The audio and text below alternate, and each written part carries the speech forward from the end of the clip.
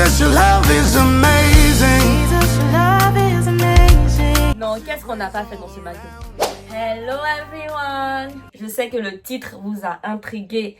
Qu'est-ce qui s'est passé? Au bout de 2 ans et demi, on se permet de la virer. À cause de quoi? En plus, Queen Latifah. Genre. Comment j'ai pu intégrer McDo? Alors, faut savoir, j'avais 21 ans. Je venais d'être acceptée dans le BUT, donc le BUT GEA que je fais présentement. Et j'avais plus de tal, j'avais plus d'argent. Je cherchais un job étudiant parce que je savais qu'à la rentrée là, ça serait compliqué. D'autant plus que j'ai ma famille à Montdidier et je faisais Montdidier Amiens. Pour ceux qui connaissent un peu, c'est 45 minutes en train. Et donc je faisais ce trajet là tous les jours pour me rendre à ma fac. Aussi, j'avais plus droit à la bourse. Ça fera l'objet d'une autre vidéo pour vous expliquer mon parcours scolaire. Dès lors, je cherchais du coup activement un job étudiant. Et à ma soeur qui travaille au McDo, elle me dit ouais, si tu veux, je transfère ton CV et puis on verra bien. Je dis ok, t'es sympa, dis donc. Donc, c'est comme ça ma soeur elle a transmis mon CV. Et dites-vous, j'ai même pas eu à passer un entretien. C'est un peu comme une histoire de réseautage. Ils ont vu que ma grande soeur, elle se comportait hyper bien. Elle était polyvalente. Elle travaillait bien. Donc, ils se sont dit, mais... Si la grande sœur, elle est comme ça, c'est que la petite sœur, c'est copier-coller. Donc, je me souviens très bien. C'est en septembre 2022, j'ai intégré ce McDo. Il est situé sur une aire d'autoroute. Donc, je vous laisse deviner le monde qu'il y a. Une aire d'autoroute. C'est-à-dire, tu voyages un peu. Tu es fatigué, tu veux te caler, tu vas aller manger là. C'est McDo. Imagine combien de personnes vont manger. Imagine les bus qui passent là-bas every day. C'était pas un petit McDo en fait. Mais mon premier jour, je pense, c'était chill. Hein. C'était chill, c'était ma grande soeur qui était chargée du coup de me montrer, de me former. Ma grande soeur, formatrice McDo. Non. Faut voir quand même me parler mal. Quand je fais pas un truc, même quand je suis pas rapide là. Latifah, c'est quoi tu fais là? Latifah, faut bien faire ça là. Latifah, c'est quoi ça là? Latifah. Juste son regard même. On dirait que ma maman était quelque part. Il a dit, c'est ma grande soeur. Hein. C'est ma grande soeur. Mais vraiment, pour parler de formation, elle m'a formée. Elle m'a formé quelqu'un à être, vous voyez, à être speed. À pas se laisser faire. Aussi, elle me briefait beaucoup. Elle me disait avec qui je devais traîner, avec qui je devais pas trop traîner, ce que je devais faire, ce que je devais pas dire. Bref, franchement, ma soeur, ça a été comme mon guide là-bas. Voilà. Ma soeur, ma grande soeur. Bref. Donc, l'ambiance avec les collègues. Bon, au tout début, je vais pas vous cacher, ça se passait bien. Côté amitié, là, j'ai pas eu des amis de foufou. Il y en a eu quelques-uns, mais les gens même qui ont fait long feu là-bas, avec qui je m'entendais, mais c'était pas mes amis. Vous voyez les histoires de créer des amitiés ici et là, non, moi, c'est pas trop mon truc. Les dispositions. Au tout début, très franchement, ils m'ont mis que au comptoir. C'est-à-dire, au début, je faisais les boissons. Les desserts, fallait être rapide. Alors que moi, il faut savoir, je n'étais pas déjà une adepte de McDo. C'est-à-dire que je mangeais pas McDo comme ça. Et je rentre vraiment dans un milieu de travail, donc dans une enseigne, où j'ai pas forcément les codes. Après, ils me mettaient beaucoup, comme je vous ai dit, aux boissons, mais aussi au SAT. Alors que, quand tu es au SAT, il faut savoir que tu n'es pas loin d'être au lobby. Et lobby, c'est quoi? Lobby, c'est quand tu nettoies toute la salle. Non, qu'est-ce qu'on n'a pas fait dans ce McDo? Donc, nettoyer toute la salle, ça engendre... tu balais, tu prends les poubelles. Oh, les poubelles étaient tellement lourdes. Là-bas, j'ai commencé à être musclée. Hein. Vous voyez, je suis mince là. Mais il faut me voir mes muscles en plus. Les muscles qui vont avec. En plus, des fois, c'est tellement dégueulasse. Les gens, ils vont pas ramasser. Ils vont salir leur table. Ils vont pas nettoyer. C'est à toi de prendre ton torchon, de mettre le piche-piche, de nettoyer, de combrer ton dos, de... Il a vécu, hein. Et puis, dites-vous, je faisais ça tous les week-ends. C'est-à-dire qu'en parallèle, j'allais en cours. Je fais ça pendant mes 3 années, hein, mes 3 années de BUT. Qu'il neige, qu'il pleuve, qu'il fasse chaud. Oh, mes week-ends, c'était McDo, en fait. À 2 ans et demi, c'est pas rien, c'est pas à négliger. McDo, là, moi, je croyais que j'allais manger, j'allais grossir. Regardez-moi, 2 ans et demi à manger au McDo. J'étais rentrée là-bas, je pesais 49 kilos. Je suis ressortie, j'ai pesé 49 kilos. Dites-vous tous les week-ends, comme je faisais l'effort, un maximum de week-end de manger McDo.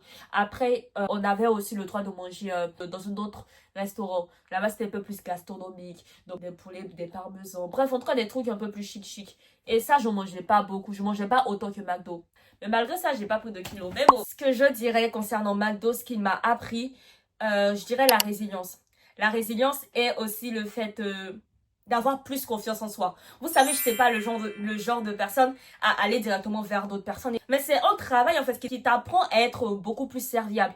Aussi, Quand tu es au SAT là, tu dis aussi le numéro des comptes, comme par exemple CV58, SP59. Au McDonald's, il y a des rushs, il y a des rushs, il y a des rushs, il y a des rushs, il y a des rushs. Les rushs, c'est pour nous abattre. Je vous ai dit, je travaille sur une aire d'autoroute.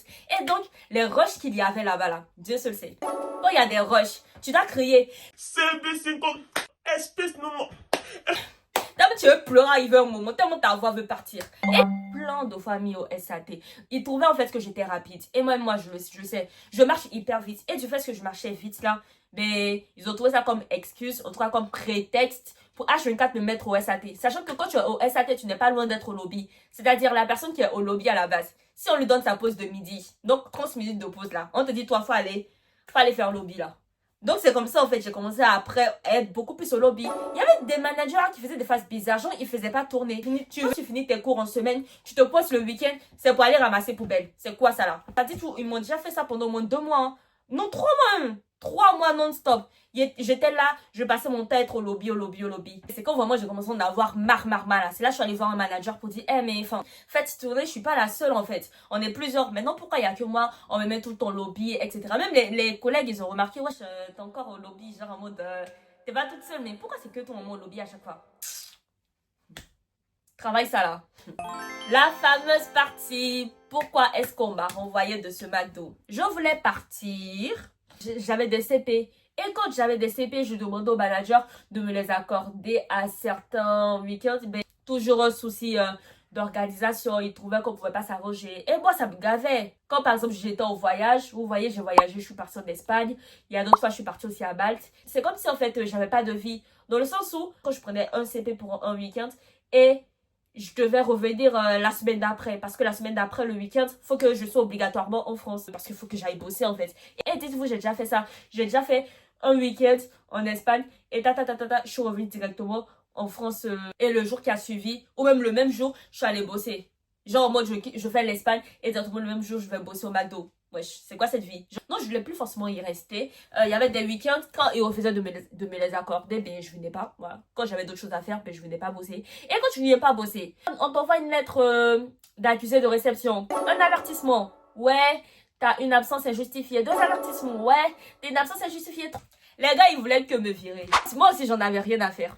Et ce boulot m'a fait comprendre que on est tous remplaçables. On est vraiment tous remplaçables. Du jour au lendemain, tes 5 ans, tes 10 ans, tes 30 ans que tu as eu à faire dans la même enseigne, on peut te remplacer par une personne qui vient d'arriver à peine. Hier, en stage pour cette année, en janvier. Et j'étais en train de me préparer pour me dire comme quoi, ouais, samedi, je vais aller bosser au McDo, dimanche aussi pareil. Et là, ma mère, elle m'envoie le message comme quoi, ouais, Latifa, on t'envoie une lettre de licenciement en fait. Pour me dire, c'est même pas la peine de te pointer le week-end. Donc je perçois ça, je me dis, ouais, ils m'ont vraiment viré comme ça, genre. Mais comment vous dire que j'ai pas ressenti de peur ou que sais-je. Juste, j'étais soulagée. C'est comme si j'avais une pression de redescendue. Et j'ai tellement enduré le fait de faire tous les week-ends.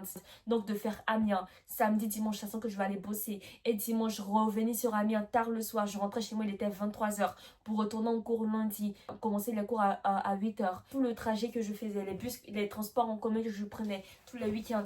C'était vraiment un trop plein et juste... J'ai soufflé, ma mère après m'a appelé, m'a dit ouais Latifa c'est pas grave, tu es au contrôle, tu vas trouver un travail, voilà tu vas trouver un travail. Dès février, j'ai commencé à rechercher, malheureusement j'ai pas pu trouver un autre job étudiant. Mais ce job là, il me permettait mine de rien de pouvoir payer mes factures, de pouvoir payer mon assurance pour la voiture, mon assurance habitation. C'était un job étudiant mais j'arrivais à me débrouiller avec. Dieu merci, je suis une personne qui épargne. Donc, c'est avec mon épargne que je vivais. Et comment vous dire que Dieu a été au contrôle de tout. Quand je vous dis de tout, c'est vraiment du début jusqu'à la fin. Dites-vous, pendant toute cette période, j'ai passé quand même 5 mois à vivre de mon épargne. Et aussi des personnes qui m'entouraient. J'ai même pas eu à parler de soucis financiers. Au contraire, il y avait des personnes pour tout, pour rien, qui venaient, qui m'aidaient. Comme par exemple, je pouvais avoir un pote dehors, ensemble on discute, on rigole et tout. Et la personne me dit, ouais, viens, on va aller faire des courses. Je vais faire des courses avec la personne. Et la personne me dit en même temps, ouais, fais tes courses. Je fais mes courses en même temps que la personne. Et après, la personne, elle paye pour moi. Ce qui fait que la personne paye mes courses pour le mois, quoi. Vous voyez, il y a eu des scènes comme ça où vraiment Dieu a été présent. Il m'a montré que franchement, il m'abandonne pas. En mode, avec ou sans ce boulot-là, j'aurais pu m'en sortir. Avec ou sans ce boulot-là, j'aurais manqué de rien du tout. J'ai toujours pu payer, dites-vous, mon logement. J'arrivais à manger à ma faim. J'arrivais même à acheter des vêtements. Et dites-vous à quel point Dieu est merveilleux. Moi, c'est mon expérience du coup du McDo, où j'ai fait énormément d'années là-bas. Le licenciement, ça a été un coup dur au début d'année, mais Dieu m'a secouru. Il m'a montré qu'il est au devant de toute situation et que quand on met son espoir sur lui, genre quand on commence pas à se morfondre et autres, ben, il se révèle en fait. Il se révèle, il sollicite des personnes de partout pour nous aider. Et c'est ce qui m'est arrivé. Et je prie que cela aussi soit la grâce des personnes qui traversent peut-être une situation pareille. Si vous traversez le licenciement, le chômage, peu importe, Dieu est au contrôle. Dieu est au contrôle. Il ne va pas abandonner. Il ne va pas vous abandonner non plus. Grâce à Dieu, j'ai eu d'autres emplois. Hein. J'ai acquis des compétences professionnelles. Aujourd'hui, tu fais grâce au travail. Et puis, que dire à part... Ouais, Dieu merci, en octobre 2025, je me devais de faire cette vidéo-là. Voilà un peu mon histoire avec le McDonald's. Donc, je suis contente d'avoir pu faire cette vidéo. Puis, juste vous dire que lâchez pas la main de Dieu. Lâchez pas la main de Dieu. Et je peux que dire que grâce à Dieu, ben, je me suis relevée. McDo, c'était pas une fin en soi. Voilà, c'était ce que j'ai cru en début d'année, mais c'était clairement pas une fin en soi. Dieu a toujours pourvu. Et même là encore, en fin d'année, il continue de pourvoir. C'est le message de paix, d'amour, d'espérance que je tiens à communiquer à la fin de chaque vidéo. Donc voilà pour mon histoire.